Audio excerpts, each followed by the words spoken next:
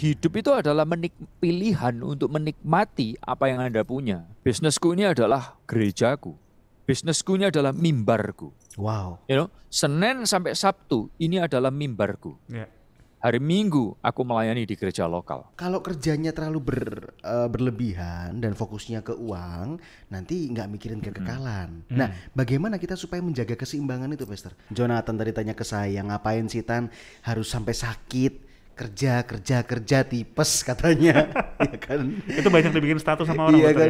Kerja tipes ya. Kalau dipikir-pikir juga kita perlu tahu sih ya Sobat Raida, karena kan memang yang harus kita pikirkan yang terutama adalah hal-hal yang bersifat kekekalan. Ya kan? Firman yang harus menjadi asupan kita, lalu juga hubungan kita dengan Tuhan, jam-jam doa kita. Tapi ada juga yang bilang, apa tuh? Mikirin kekekalan terus bro, makannya kapan? Manusia tidak hidup dari roti saja, tetapi juga dari setiap firman. Hari ini kita akan bahas itu Sobat Raida. Topiknya adalah jika fokus hidupnya memang tentang kekekalan, lalu untuk apa harus kerja supaya sejahtera? Toh juga nanti kalau udah pulang juga ditinggal semua gitu kan. Apa sih sebenarnya tujuan kerja keras gitu kan ya? Maka dari itu kita akan diskusi bersama siapa juga? Kita akan bicara bersama Pastor Ezra Sutopo dari Alpha Omega Church. Kita mau sapa dulu. Shalom Pastor Ezra, halo. Shalom Pastor Ezra. Halo. Setiap Happy New Year. Oh iya, Happy New Year juga ya. Happy New Year. Masih awal tahun nih ya.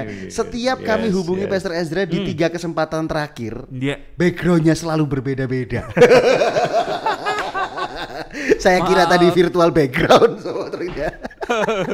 ternyata tidak. Maaf, gimana lagi traveling. Nah itu so makanya. I mean like karena saya lagi traveling, so I mean the background is always change. Luar biasa. Dan juga kali ini mungkin kita sempat mention tadi, saya sebetulnya mau di rumah ketika di rumah Jakarta maksudnya. Cuman karena di rumah ada gangguan baik internet dan juga gangguan suara orang lagi kerja, tetangga sih I mean. So I mean saya pikir what will be good things to show you guys and to have a nice background.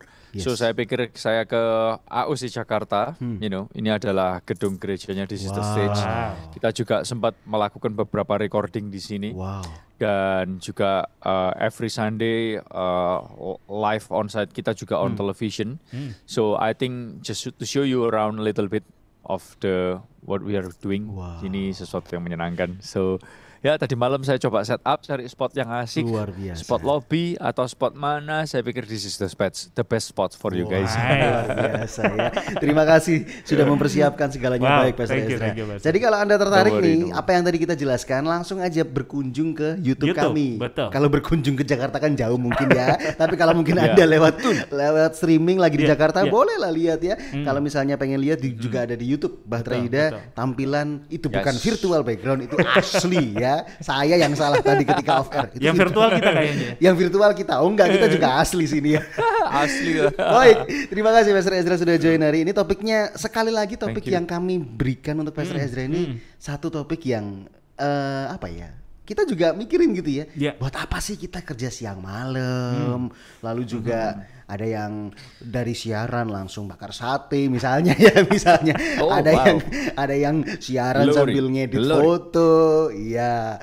Nah, untuk apa? Padahal kan kita disuruhnya mikir hal-hal yang bersifat kekekalan. Tapi sebelum kita masuk ke situ Pastor Ezra, esensi dari kehidupan yang kekal yang harus kita pikirkan itu sebenarnya apa? Esensinya, so kita perlu mikir bahwa kita hidup di dunia ini sementara. It's not everything that, ini bukan hasil akhir, bukan tujuan akhir dari kehidupan kita. Dan kita perlu tahu bahwa apa yang kita lakukan di kehidupan yang sementara ini memberikan dampak yang besar buat kehidupan yang kekal. So kita perlu memikirkan bersama-sama kira-kira apa yang kita lakukan di sini itu selalu memberi dampak kepada kehidupan yang kekal.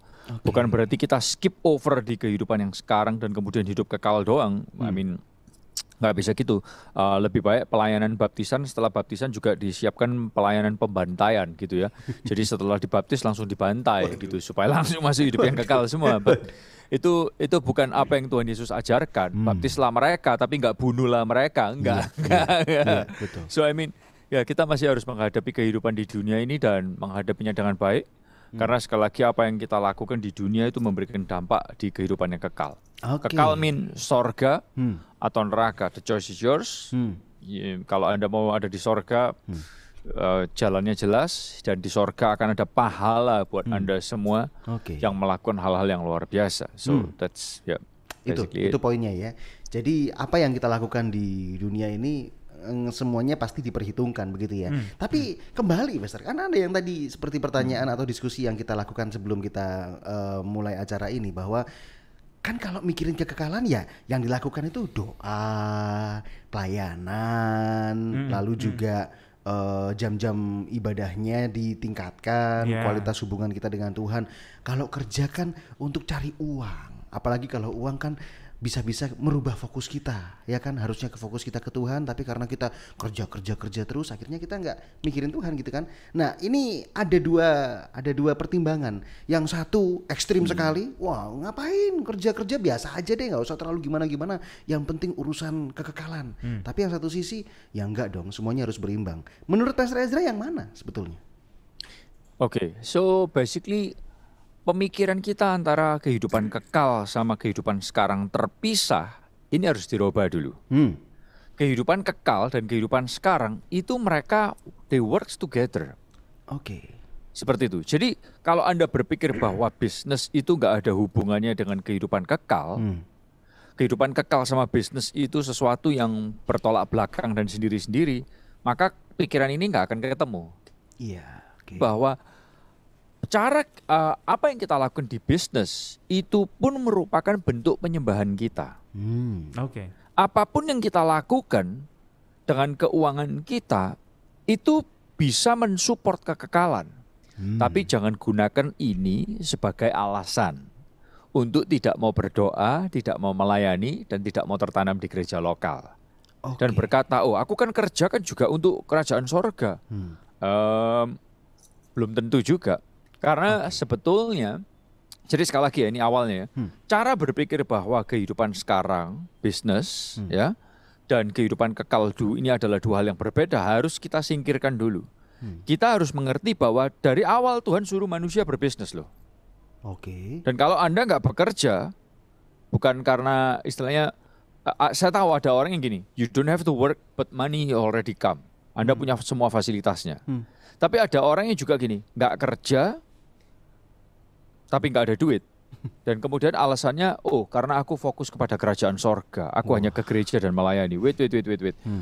Anda nggak melakukan tanggung jawab Anda dengan baik. Dan saya bisa bahas itu karena dari awal Tuhan menciptakan kita itu untuk bekerja juga. Gitu. So, ya saya stop dulu. Nanti kalau Anda mau dig in deeper, we can dig in deeper ya. Ini fokus yang harus kita perbaiki ya, sebagian kita kalau mau berpikir bahwa kalau kerja, wah itu duniawi banget gitu ya. Kalau ke gereja, wah ini baru mikirin hal-hal yang kekekalan. Padahal ini berkaitan gitu loh ya. Apalagi kan kita ada di sini untuk berbuah dari apa? Bukan hanya dari pelayanan kita, bukan dari hal-hal yang kita lakukan di gereja, tapi dari pekerjaan kita gitu ya. Tapi Jonathan sempat diskusi sama saya di Alkitab tuh Pastor, di beberapa tentang khotbah di bukit. Ya, itu di Lukas 6 ayat 20 Pastor. Berbahagialah. Miskin suruh bahagia. Miskin kan, dan lapar dan menangis. Berarti miskin saja supaya saya berbahagia gitu kan ya. Soalnya kan nggak tertulis ya, berbahagialah orang yang kaya, kenyang dan bersuka cita. Berarti kita salah padahal dong. Yang kaya, padahal yang kaya seringkali juga stres dan mereka butuh sukacita. Bagaimana Pastor? Silakan. So ayat itu bisa punya beberapa penjelasan. Yang pertama adalah penjelasannya adalah gini. Berbahagialah orang yang miskin di hadapan Allah, itu kata-katanya kan. Nah, jadi ini bicara soal orang yang merasa miskin secara rohani. That's the first way to look at the verse. Itu miskin di hadapan Allah. Aku merasa Tuhan, mungkin aku merasa nilai diriku kosong. Aku merasa aku lagi hancur. Aku merasa, aku kok hatiku nih kepingin Tuhan banget ya. Jessie J, penyanyi yang lagi jadi favorit saya untuk beberapa tahun. Dia mengeluarkan kata-kata yang bagus sekali. Kata-kata ini, sometimes you have to break down to break open. Kadang kamu harus break down ya untuk break open. Karena kalau kita nggak break down, kita nggak break open. And when we are not break open, kita nggak bisa diisi apa-apa. Nangkep ya? Kita kadang perlu merasa miskin supaya hati kita terbuka, dan ketika kita terbuka kita siap diisi. Dan itu the first way to look at the first. Nah, yang berikutnya adalah gini sih. Ada orang-orang yang miskin secara keuangan. Tapi Anda nggak perlu stres dan sedih dan susah. Karena yang kaya, seperti tadi yang saya katakan, yang kaya, yang stres juga banyak. So hidup itu adalah pilihan untuk menikmati apa yang Anda punya. Lagi sedikit, kalau Anda bisa menikmatinya, it's good. Kalau Anda punya banyak dan Anda bisa menikmatinya, it's good. Percuma Anda punya banyak, nggak bisa nikmati. Sama juga salah ketika Anda punya sedikit, tapi Anda nggak bisa menikmati. So ini yang saya rasa ini yang dari ayat itu juga jelaskan gitu ya. Kira-kira seperti itu. Ini hal yang mungkin menjelaskan kita semua gitu ya. Miskin ini dalam artian kosong gitu ya. Saat kita merasa kosong, kita rindu untuk diisi sesuatu yang baik dari Tuhan, seperti itu ya, Pastor Ezra ya. Dan berbahagialah orang miskin bukan berarti kita disuruh miskin, begitu ya maksudnya ya, Pastor Ezra ya. Sama sekali enggak. Tetapi gimana Pastor? Malah firman Tuhan kan jelaskan kepada kita. Siapa tidak bekerja, dia jangan makan. Betul. Ayatnya kan berkata seperti itu. Jadi kalau kamu nggak bekerja, kamu jangan makan. Dan artinya dari ayat itu adalah gini, bekerja itu bukan sesuatu yang terpisah dari nilai ilahi, kekekalan. Enggak, bekerja itu adalah melakukan perintah Tuhan. Nanggap ya, itu dalam dalam 2 Tesalonika 3 ayat yang ke-10 ya, itu kan dikatakan seperti itu. Siapa tidak bekerja, dia jangan makan. Istilahnya, ya saya tahu sih ada orang-orang yang memang Tuhan karuniai kesempatan untuk tidak bekerja dan bukan cuma bisa makan, bisa mainan dan bisa bisa glamorous, Tapi firman Tuhan jelasin kepada kita juga, siapa tidak bekerja dia jangan makan. So kita nggak bisa memisahkan pekerjaan dari kekekalan, nggak bisa. Tapi saya tahu juga ada orang-orang yang gila kerja dan nggak peduli nilai kekekalan. So basically duit itu sendiri, kalau bicara uang, uang itu sebetulnya adalah sesuatu yang saya sebutnya itu amoral ya. Kan ada hal yang moral yang baik, ada immoral itu yang jelek, tapi amoral adalah sesuatu yang netral. Contoh pisau untuk potong buah atau untuk potong daging. Pisau itu baik. Dia untuk potong buah, untuk potong daging berguna. Tapi pisau itu buat tusuk orangnya mati. Dia jadi alat untuk membunuh. So apakah pisau hal yang jelek? Enggak, dia hanya hal yang netral. Nah, duit juga sama. Duit itu adalah barang yang netral, alat tukar yang netral. Kalau lu gila duit, dia jadi jelek. Tapi kalau lu pakai duit jadi alat, dia jadi alat yang baik. Kira-kira seperti itu sih. Itu yang pertanyaan yang sebenarnya saya mau tanyakan gitu ya. Karena kita bekerja mau cari uang nih, Pastor Ezra ya. Ada lagunya kemarin kan? Apa tuh? Oh iya. Apa yang dicari orang uang, itu kan pujian zaman dulu banget ya. Tapi gini Pastor, masih banyak orang yang bilang kalau kerjanya terlalu berlebihan dan fokusnya ke uang, nanti nggak mikirin kekekalan. Nah, bagaimana kita supaya menjaga keseimbangan itu, Pastor? Jadi tetap mau berbuah, tetap mau berdampak di marketplace, di pekerjaan kita, tapi juga nggak melupakan kekekalan, dan itu menjadi hal yang utama. Gimana, Pastor? Wow, that's a very good question. Saya suka sekali pertanyaannya. So basically buat saya gini, yang pertama adalah gini, kita harus tahu bahwa kita di gereja saya di AUC setiap tahun kita membahas 1 bulan setiap tahun 1 bulan khusus soal bahas duit.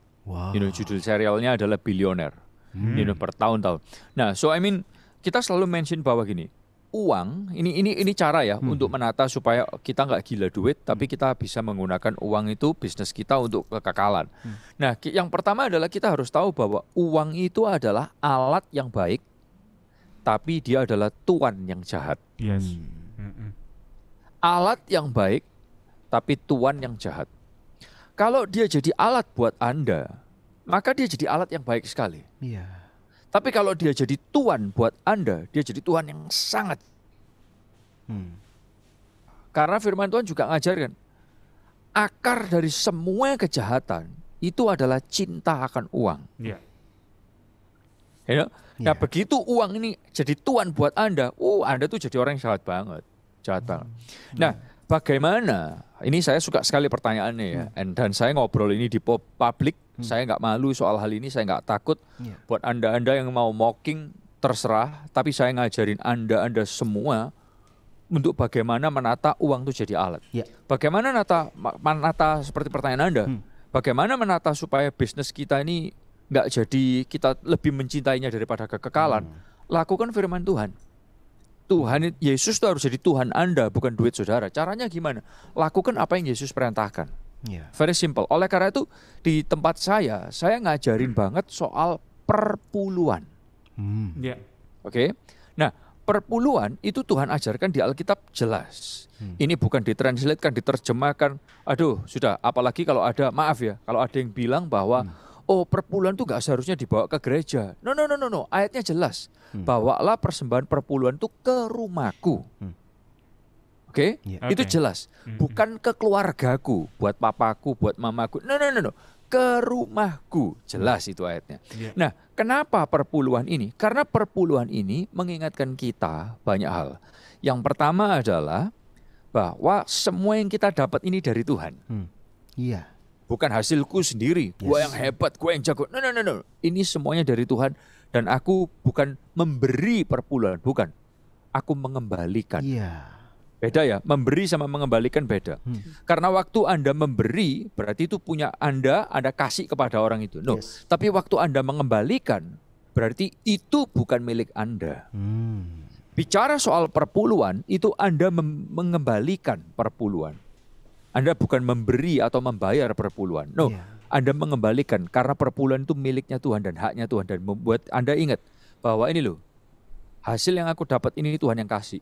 Ide aku bisa kerja Tuhan yang kasih. Dan waktu Anda perpuluhan, Anda juga bicara bahwa seluruh bisnisku, keluargaku, semuanya itu milik Tuhan. Dan Tuhan akan memagari kehidupan saudara. Oke? Nah, saya tahu ada orang yang bilang, berarti Tuhan itu kalau gak dikasih perpuluhan, Tuhan itu ngutuk-ngutuk. Jangan salah. Tuhan tidak mengutuk, tapi yang mengutuk adalah iblis yang menyerang saudara. Justru Tuhan mau memagari saudara. Nangkep ya? Nah, dari perpuluhan, ini juga tetap orang masih bisa, hatinya bisa hilang. Setelah perpuluhan ada lagi yang namanya persembahan khusus. Nah, persembahan khusus ini bukan Anda mengembalikan. Ini Anda memberi persembahan khusus.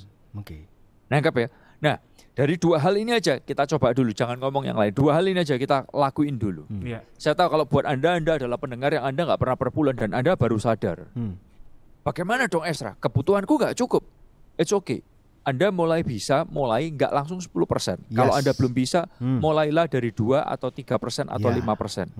Kalau Anda sudah merasa aku sudah 10%, I'm good. No. Try to lift it higher.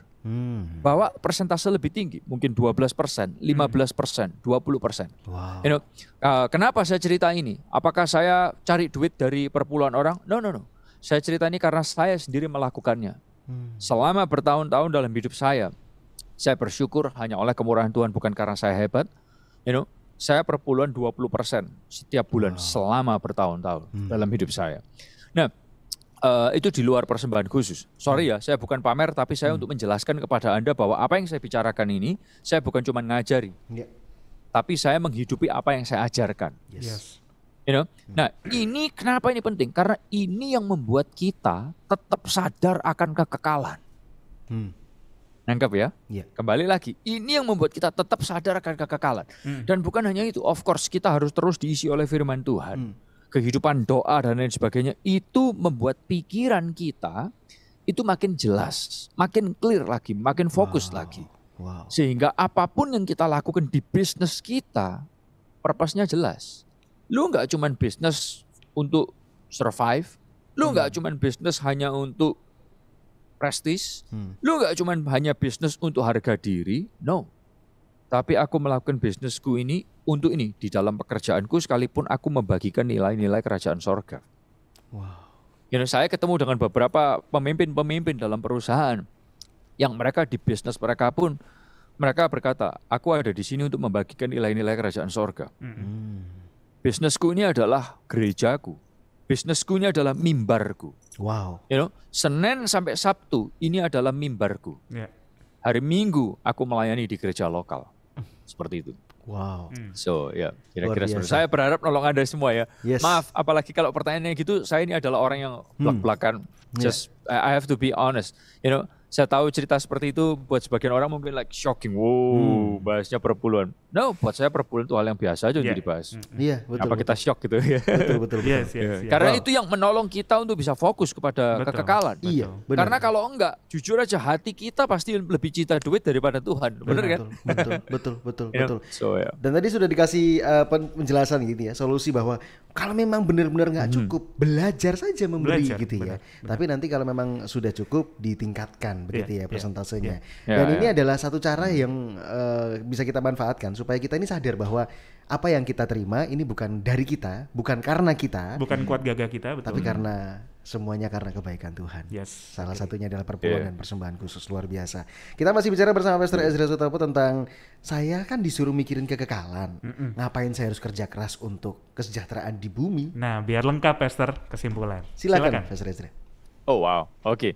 So, saya kepingin ngajak Anda semua sekali lagi untuk ingat bersama-sama bahwa semua yang kita punya itu datangnya dari Tuhan dan untuk Tuhan.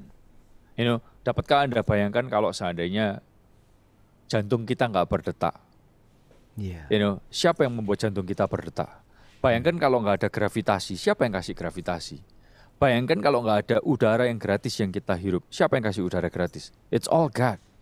Siapa yang kasih kita hikmat untuk berstrategi? Siapa yang bukakan jalan? Itu Tuhan. Nah, kalau semuanya dari Tuhan, maka semuanya juga untuk Tuhan. Amen. Karena kalau kita melakukan semuanya untuk Tuhan, maka hidup Anda, bisnis Anda berarti. Bukan hanya untuk sementara doang, tapi untuk sesuatu yang lebih panjang daripada kehidupan Anda sementara ini. Wow. Dan kalau Anda tahu akan hal itu, maka cara Anda menjalankan bisnis akan berbeda. Dan itu akan memberikan nilai-nilai yang terus diingat, ceritanya akan diingat oleh anak, oleh cucu Anda. Karena apa? Karena Anda membangun nilai-nilai yang berbeda, nilai-nilai yang baik, nilai-nilai yang kekal yang firman Tuhan ajarkan. Wow. God bless. Luar biasa. Jelas, clear, dan bagian kita untuk mengerjakan yang terbaik. Bukan hanya hal yang bersifat kekal, itu yang utama, tetapi kesempatan-kesempatan untuk kita boleh berkarya, bekerja, cari uang, kasih buah, kasih nilai-nilai yang positif dalam pekerjaan kita, nilai-nilai yang bersifat kekekalan. Luar biasa. Narasumber kami Pastor Ezra, ada Instagram yang bisa Anda follow di mana, Ju? Anda bisa follow di @ezra_sutopo. SOETOPO. Silahkan di follow di situ. Pastor Ezra, kita mumpung masih awal tahun, jadi ini topik yang pas sekali ya, untuk kita boleh punya fokus yang benar gitu ya. Bekerja nggak terpisah dari yang namanya kekekalan, dan kita bisa maksimalkan tahun ini supaya kita bisa bekerja lebih giat, semuanya untuk kemuliaan Tuhan. Makasih Pastor Ezra sudah join di hari ini. Thank you so much. Kita menanti sekali kalau ada bulan depan kita ada kesempatan untuk ngobrol lagi ya Pastor Ezra. Kira-kira bulan depan di mana ya Pastor ya? Di mana lagi nih minggu depan? Apakah di studio? Saya juga nggak tahu. Iya, dimanapun lah ya. But I try to give my best supaya baik suara, baik juga gambar bisa yang terbaik. And I hope it helps and I hope it bless. Dan kami pun ngalami ya. Kalau sama Pastor Ezra suaranya oke, view-nya juga oke. Semoga tapi yang lebih penting isinya juga. Yang penting juga isinya. Perbincangan kita yang jadi utama. Doa kami Pastor Ezra sehat selalu, sekeluarga besar. Thank you. Untuk pelayanan Pastor Ezra juga semakin luar biasa. Kita ketemu di lain waktu ya Pastor Ezra. Thank you. Terima kasih. Tuhan berkati. God bless you. You are listening to pujian terbaik yang memberkati 96.4 Bahtera Yuda FM. The sound of faith, hope, and love.